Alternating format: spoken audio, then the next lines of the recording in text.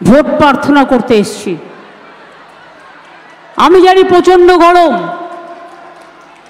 বাংলায় 3 মাস ধরে ইলেকশন চলবে।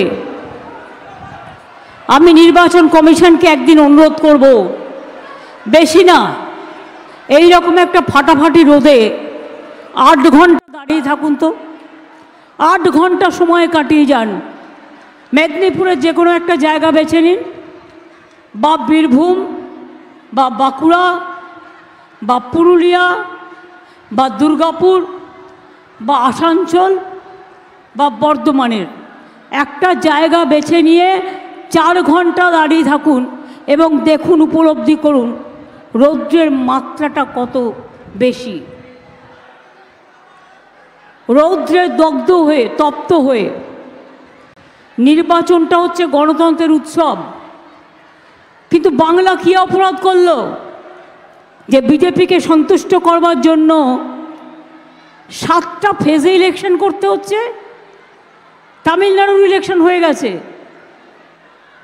আর আমাদের দেখুন সবে একটা হয়েছে। মানে একদিনে 10 দিন টাইম, 10 দিন পর 4টে ইলেকশন হবে। মালদা উত্তর দক্ষিণ, মুর্শিদাবাদ উত্তর দক্ষিণ।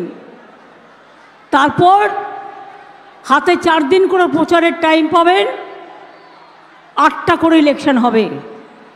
নিজেদের মতো করে সাজিয়েছে দাবার গুটি, যাতে নিজেদের টাইমটা বের করতে পারে, আর আরাম করে করে একটু একটু করে প্রোগ্রাম করে নিজেদের শরীর বাঁচিয়ে মানুষের শরীরকে বিপদে ফেলতে পারে। এই জন্যই অবস্থা।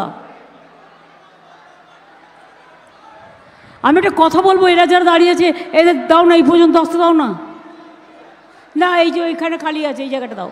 যারা ওখানে দাঁড়িয়ে আছে এইখানে, এইটুকু বাদ রাখো, বাদ বাকিটা দিয়ে দাও।